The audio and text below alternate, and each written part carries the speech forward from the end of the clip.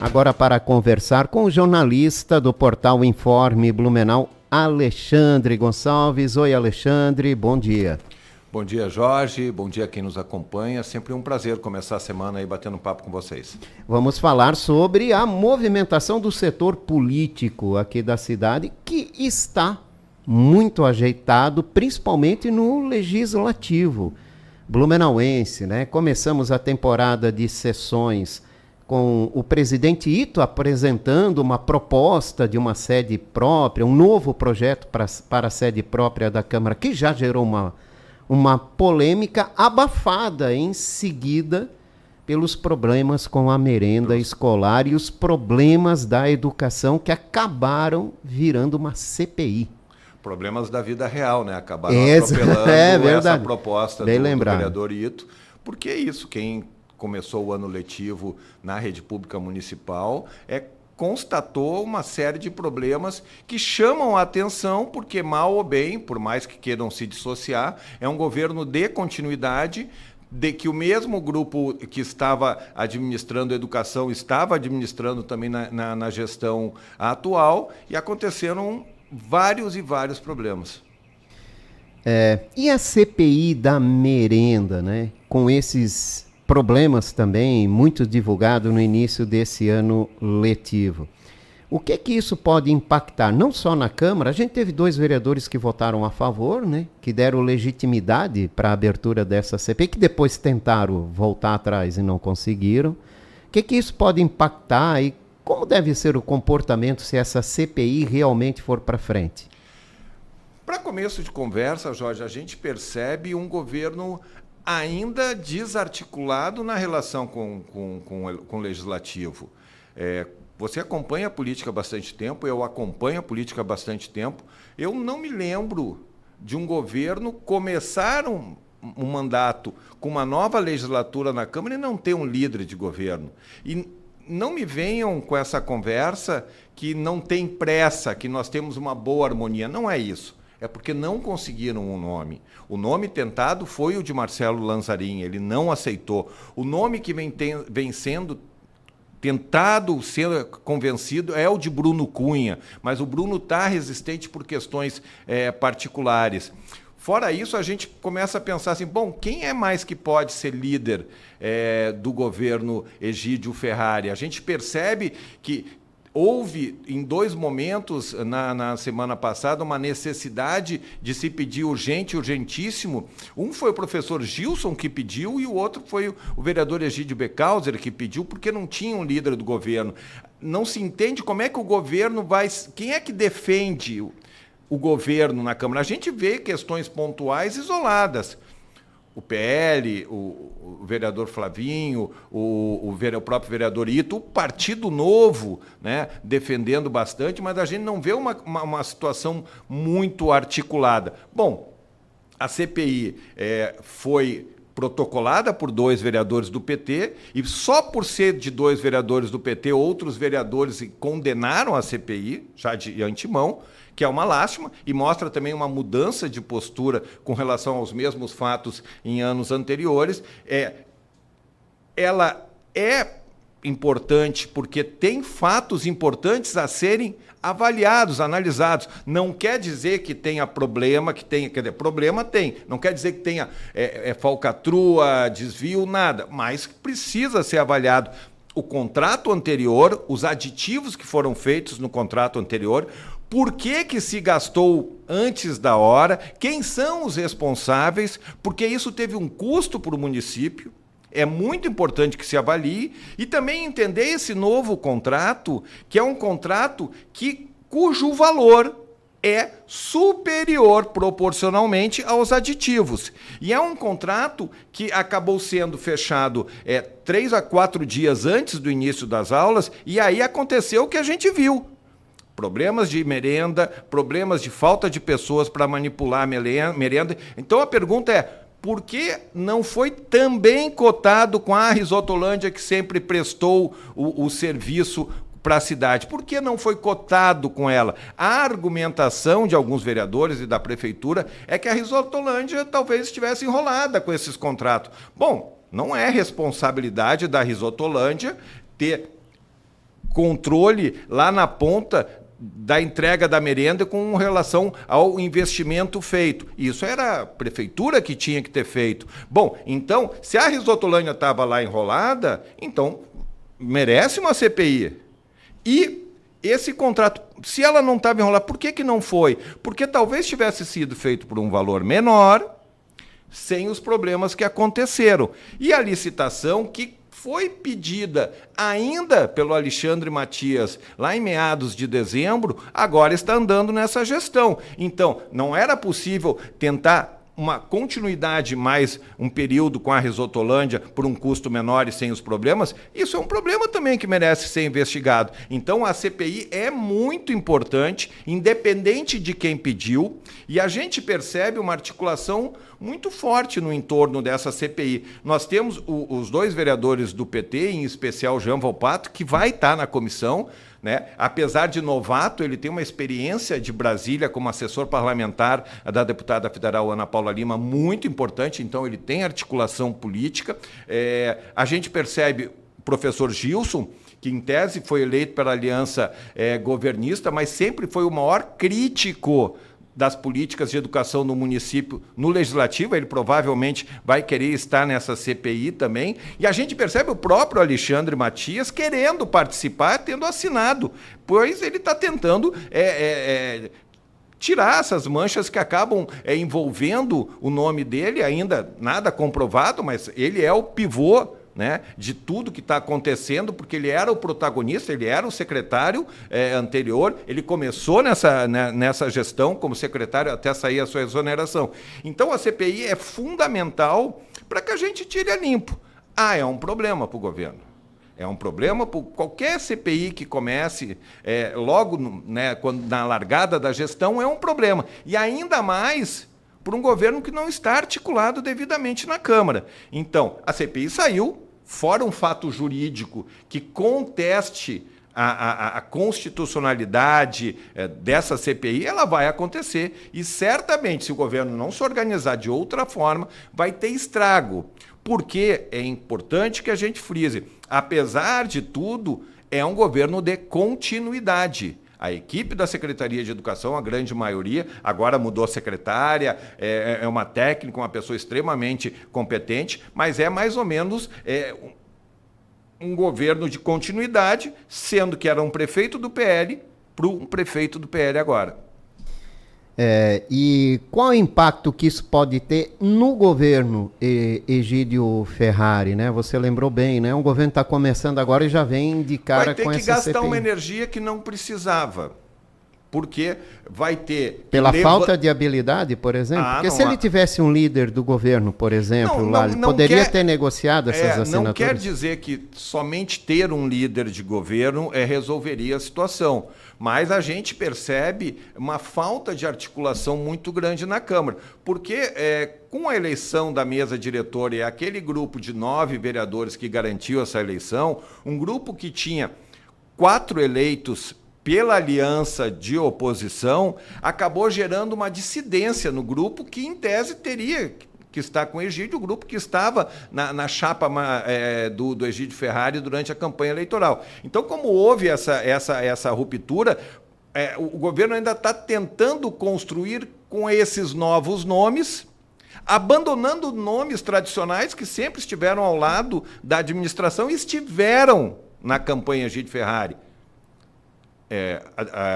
O Almir Vieira, o Jovino, o próprio Alexandre Matias, que antes eram os dois do PSDB, né, que era o Silvio e o Maurício Gal, que também sempre apoiavam. Então, a gente percebe essa desarticulação muito grande na administração. Então, qual é o impacto?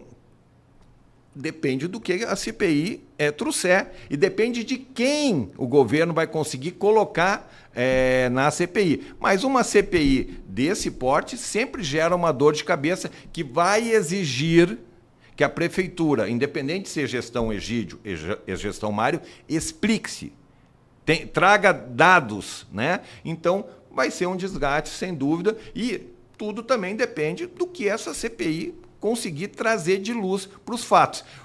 Muito se fala que não querem fazer essa CPI porque a investigação já estava no Ministério Público. Pomba, A WMOB, quantas investigações o Ministério Público fez e todo mundo assinou, inclusive o Partido Novo, que agora não assinou por conta disso.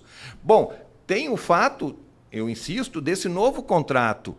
Será que esse novo contrato emergencial era o melhor para a cidade? Será que, se a Risotolândia tivesse sido cotada, pelo menos, ela não apresentaria um valor menor que o que foi apresentado e não evitaria esses problemas? Bom, então essas coisas precisam ser esclarecidas. Então, nesse sentido, eu acredito que sim, vai ter um desgaste para a administração municipal como um todo. O discurso de Alexandre Matias, quinta-feira passada, na sessão da Câmara de Vereadores, lembrando que ele não estava na sessão de terça, né? Quando o bicho pegou. Quando vieram as maiores críticas, né? Que foi um dia sobre, depois do começo do ano letivo. Exatamente, né? E não só a merenda escolar, mas falta de ar-condicionado, equipamentos desgastados, estruturas elétricas nas escolas acabadas, né? Não dão conta de suportar a refrigeração das salas de aula. E obras que foram inauguradas e não estão prontas. Isso, né, obras uso, inacabadas. Quadras, estruturas. Teve também o uniforme escolar que não chegou ainda na quantidade que tinha que chegar. Nenhum Houve um material, atraso, né? Para a questão da agenda escolar, e também algumas escolas demoraram 1 ou 2 dias para receber. Muita coisa acontecendo. E o Matias utilizou então seu espaço de fala na última quinta-feira na tribuna para se explicar. Você acompanhou? O que dá para tirar de conclusão do discurso do ex-secretário? Ele deixou claro que não quer assumir a responsabilidade sozinha. Total, né? Sozinho.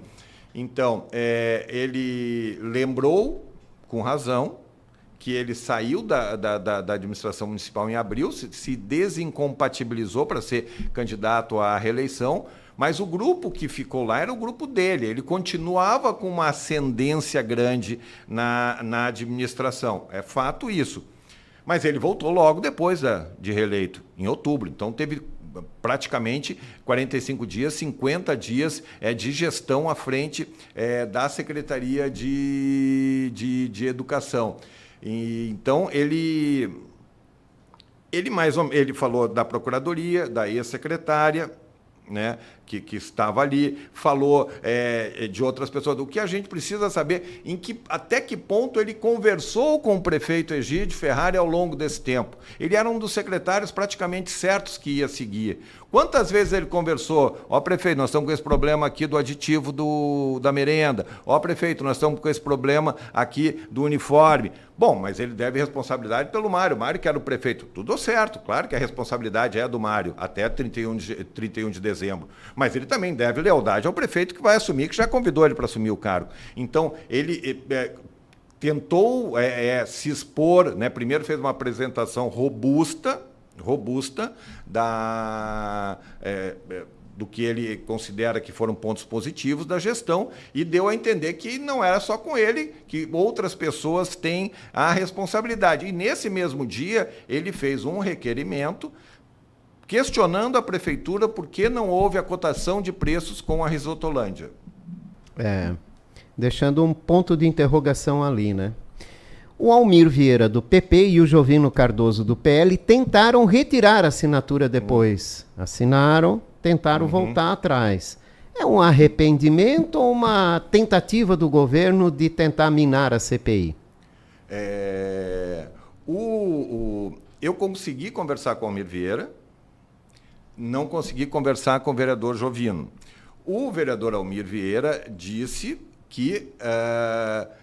na verdade, houve mudanças no objeto da CPI que ele resolveu voltar porque ele achou que a CPI iria dar como inconstitucional, então ele não queria passar o papelão de assinar uma CPI inconstitucional.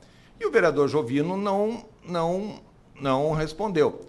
A gente sabe como funciona a política, e a gente sabe que o vereador Jovino quanto o vereador Almir, eles, além de ficarem alijados, apesar de ficarem alijados do processo na Câmara, eles têm espaços na Prefeitura. Agora, o que aconteceu para essa mudança, isso é só a consciência deles, tem tem falado. Mas não é normal a pessoa assinar e voltar atrás. A gente lembra de um episódio do vereador Becker, vocês lembram? Que assinou uma CPI, depois se deu conta do que tinha assinado e voltou atrás. E deu aquela confusão toda, inclusive dedo na cara de um e de outro. Né? Então, eu acredito que os vereadores têm que explicar com mais consistência por que eles tomaram essa posição. Alexandre, e o comportamento dos parlamentares na Câmara, né? Essa passagem de uma CPI, início de governo, mostra um certo desequilíbrio. Você já falou aqui da dificuldade do governo de articulação. O que dá para a gente ter de espelho desse início das sessões na Câmara de Vereadores, né? Em tempo de comportamento dos parlamentares? A eleição da mesa diretora a atual está deixando muitas cicatrizes internas que acabam respingando no executivo. Muitas situações que a gente percebe que ainda não estão bem alinhadas. Muitos vereadores que estavam na mesa diretora imaginavam que iam continuar com seu grupo predominando na Câmara Municipal, Jorge. E a gente percebe que há um incômodo muito grande com a movimentação que acabou colocando adversários no processo eleitoral em estrutura de poder e alijando outros parlamentares que sempre apoiavam a administração Mário e apoiaram a candidatura de Egídio Ferrari ao longo desse tempo, que eles ficaram de fora do processo. Então, isso não foi bem engolido por um determinado grupo. E esse grupo, por exemplo, alguns vereadores falam claramente que se consideram traídos pelo vereador Ito, que sempre esteve no grupo anterior.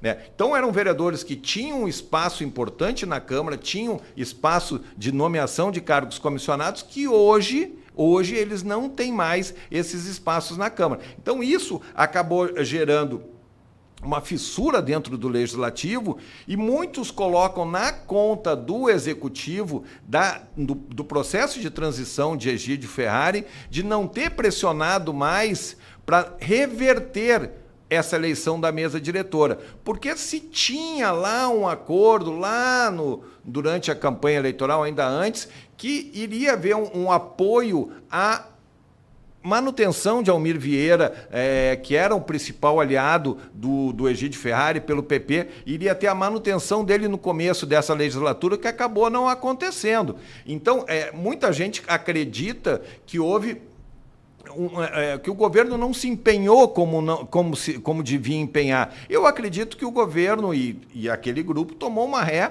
por uma articulação muito bem feita pelo Ito, pelo Egídio Becauser, com outros parceiros. Né? Foram novos parceiros que chegaram agora, então eles mudaram. Então isso acaba respingando no governo. E o governo mostrou uma falta de articulação com os vereadores eleitos. O governo teve 9 vereadores na aliança governista, né?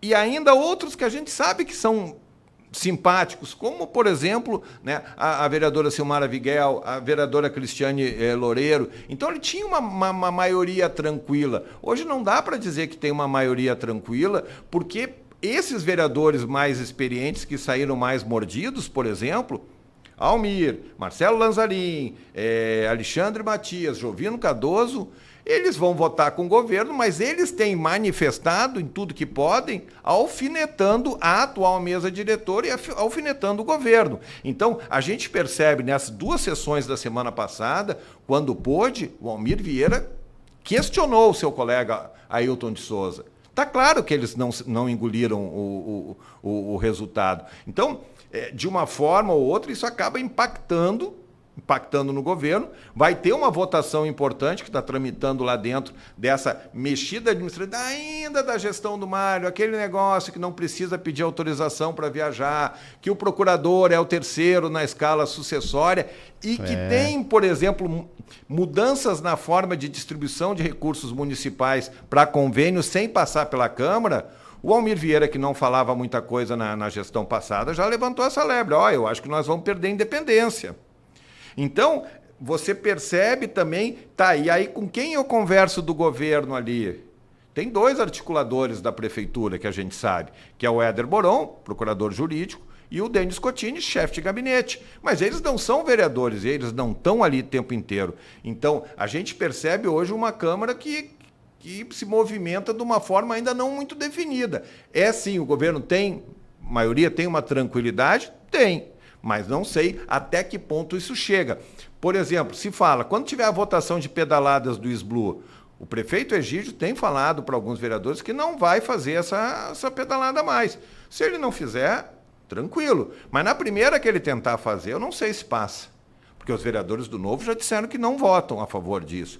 Os vereadores do PT já disseram que não votam. Tem o professor Gilson que nunca votou. Tem outras pessoas, vereadores, que sinalizam que não vão votar. Então esse já vai ser um teste. Mas a gente tem percebido, pela pequena diferença de votos, que há uma desarmonia na Câmara Municipal. Enquanto isso, o prefeito Egídio Ferrari pula cerca e muda o foco de tratamento de moradores em situação de rua aqui em Blumenau, explorando sua imagem em redes sociais, que parece ser, né, para quem acompanha, prefeito Egídio em redes sociais, uma das prioridades nesse início de governo aqui em Blumenau. Jorge, nesse caso específico, no caso das redes sociais, ele tem usado, ele tem tentado uma outra abordagem, mas faz parte, né? Eu acredito que todo gestor ele precisa se comunicar com a população, e nas redes sociais a gente percebe o que dá mais engajamento, é uma comunicação mais mais pontual sobre algum assunto de comoção na comunidade, ou manifestações mais leves, mais descontraídas, e é isso que ele tem feito. Ele tem uma estrutura no seu entorno que faz isso e faz parte do jogo, eu não vejo problema algum. Teve um episódio recente agora que ele furou a bolha completamente, é do caso dos moradores em situação de rua, que gerou uma repercussão absurda de grande, né? E que ele que é um assunto muito complexo, muito delicado de ser tratado, é um assunto que ele exige que o poder público tenha estruturas e políticas públicas para essa população, que é uma realidade cada vez maior. Tá certo que o senso comum das pessoas dizem, tá aqui, ou vai se curar das drogas, ou vai trabalhar, ou vai fazer isso, mas a gente sabe que a solução não passa necessariamente por isso, mas passa, então, pela prefeitura ter espaços públicos para atender essas pessoas, profissionais e políticas públicas para atender essas pessoas, porque não é só fazer uma internação e achar que vai resolver, não é limpar no momento e achar que não vai voltar depois. Por outro lado, Jorge, há uma comoção, há um sentimento da comunidade, não só aqui em Blumenau, em tudo quanto é lugar, que isso precisa ser encarado de frente, né? A gente fica pensando, se tu fosse um morador ou um comerciante que tivesse um morador em situação de rua todo dia na frente da sua casa, ou do seu estabelecimento. Não é uma situação simples. E a gente também percebe que muitas dessas pessoas acabam também ofendendo, brigando e tal. Então a gente precisa achar um senso comum. Ele usou isso nas redes sociais, fez uma aparição e ganhou um apoio estrondoso. A grande maioria das pessoas concorda com isso, que tem sido feito por vários prefeitos. Quem é do ramo, quem entende de serviço social, de assistência social, de política pública, critica esse tipo de iniciativa que o prefeito Egídio fez, porque não é mais delegado, apesar da postura, nesse caso, ser de delegado, então a gente acaba confundindo. Mas eu digo, eu não tenho opinião fechada, acho que esse é um assunto que exigiria um debate muito mais profundo, que envolvesse Ministério Público, que envolvesse outras autoridades, para que a gente tivesse um encaminhamento dessa situação. O mais difícil de tudo é conseguir o convencimento dessas pessoas, né? E aí é que está o grande problema, porque tu tem dificuldade no convencimento dessas pessoas buscar o tratamento, dessas pessoas buscar as opções que os municípios dão para elas, né? E as pessoas dizem, mas ele é um bêbado, é um drogado, mas quem, né, já conviveu com essa situação em casa, quantas famílias têm situações parecidas em casas e sabe da dificuldade? Então tem muitas pessoas que vivem esse drama, só que não estão nas ruas. E o drama não é só a questão da drogadição, não é só a questão do álcool, também é questões mentais, de dificuldades, problemas. Então, poxa vida, o exemplo que o prefeito Egídio trouxe, de um cara lá que furtava. Bom, é ruim mesmo, o cara no mesmo dia ainda fez furto. Bom, se ele tem ocorrências, por que ele não está no sistema prisional? Quem é que vai mexer nessa ferida? Bom, mas o sistema prisional acaba abrigando essas pessoas, né? Então é uma linha muito tênue do que é certo, do que é errado. Agora, é importante que esse assunto seja debatido de frente. E o prefeito Egídio, com essa ação, e a gente percebe essa ação sendo repetida, a prefeita Juliana Pavani, Balneário Camboriú, fez isso essa semana. O prefeito João Rodrigues faz muito isso. O ex-prefeito Clésio Salvaro fazia muito isso. Então, e repercute positivamente junto ao eleitorado deles. Agora, o que é fato? Uma coisa é atuação de rede social e a outra coisa é gerar uma solução a médio prazo. Tomara que gere, mas eu ainda tenho dúvida se isso vai acontecer. O Novo pode ser o fiel da balança na Câmara de Vereadores? Depende do tema. Agora, está muito claro que o Novo está se aproximando do PL. Está mais para o governo do que para a oposição, né? Logo depois da eleição, o Informe Blumenau, entrevistamos 2 vereadores do Novo, o novato, Bruno Vim, né, e o Diego Nazato, que está entrando para o seu 2º mandato, e os 2 sinalizaram que passou da eleição acabou. Lembrando que na eleição, né? E lembrando que o candidato, naquele momento, Odair Tramontim, chamou o prefeito Egídio de fujão, só para ficar numa coisa, para dizer que a gente está inventando coisa. Não. O candidato Odair Tramontim chamou o Egídio Ferrari de fujão por ele não ter participado de um debate, fora as outras críticas todas que tinham ali. Então a gente percebe uma movimentação e uma mudança de comportamento. O Novo, a cada ano que passa, mais se molda à política tradicional que ele sempre combateu. E aqui não tem juízo de valor, Jorge. O Informe Blumenau fez uma postagem sobre o novo na Câmara e não é um juízo de valor. Você lembra quantas polêmicas no começo da legislatura passada o Novo fez por causa das moções? Sou contra, foram mais de 900, é um absurdo, se gasta dinheiro. O ex-vereador Tuca fez um cálculo de quanto se gastava com cada moção. O Diego Nazato agora votou uma moção para a Júlia Zanata por causa do apoio dela para a cultura, para a tradição da história, porque ela usa tiara. Foi isso que aconteceu. Segunda coisa, o Novo era contra a ocupação de cargos políticos. Teve na eleição da mesa diretora, o vice-presidente da Câmara. Ele está com 3 cargos na mesa diretora. Ele podia ter mais, realmente. Ele não quis abrir mão, mas podia ter mais. Um dos cargos é uma diretoria, que é um dos cargos mais importantes do Legislativo, por conta da projeção e por conta da remuneração. E a terceira coisa, quantas vezes você ouviu o ex-vereador Tuca e o vereador Diego Nazato bradando por CPIs na Câmara? Agora os 2 vereadores não votaram. Eles fizeram uma nota conjunta do Novo com os argumentos, tudo certo, cada um expõe os argumentos que quer, mas não faz muito sentido. Eu fico imaginando se o vereador Tuca, que denunciou muita coisa na Secretaria de Educação, foi no Ministério Público, fez isso, não gostaria de estar numa CPI dessa. Então, o Novo mudou, e o Novo mudou para estar próximo ao PL. E aí tem 2 situações bem interessantes. A gente viu recentemente, Jorge, uma movimentação do prefeito de Joinville, o Adriano Silva, que é o grande expoente do Novo aqui, prefeito reeleito, com quase 80% dos votos. Ele sinalizou que apoio ao governador Jorginho Melo, sinalizou que quer estar junto nesse momento. E eu ouvi de uma liderança importante do Novo, na semana passada, que o Novo está tentando se construir junto ao PL dentro de uma visão que o Egídio Ferrari, olha como essas pessoas olham, eles já estão olhando daqui a quase 4 anos, que o Egídio Ferrari vai ser candidato à reeleição e que a atual vice, Maria Regina Soares, não pode ser candidata a vice novamente. Então, eles já estão de olho na possibilidade, quem sabe, de compor com o PL. Eu ouvi de uma liderança do Novo.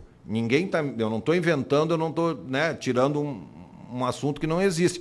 Então, poxa vida, então eles já estão se articulando. O Diego Nazato tem tudo para ser candidato a deputado estadual em 2026. Então, o Novo mudou, o Novo está cada vez mais pragmático, alinhado ao que a política tradicional faz, insisto, não tem juízo de valor, e sim, ele pode ser o fiel da balança para a gestão Egídio Ferrari. Só que só ele não dá, tem que ter mais gente. Alexandre Gonçalves, muito obrigado pela tua participação. Sempre é bom a gente comentar, falar sobre a política da cidade.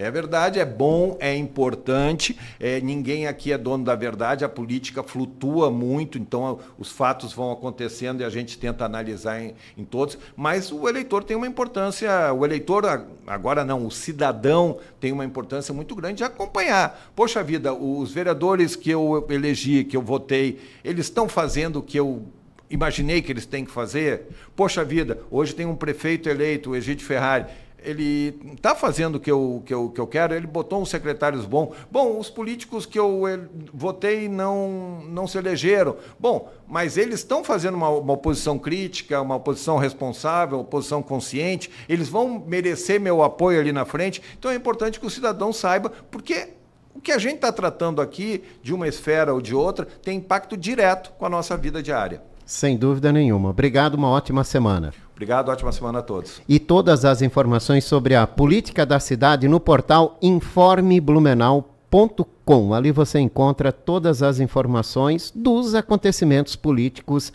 aqui na nossa cidade, na nossa região e no estado.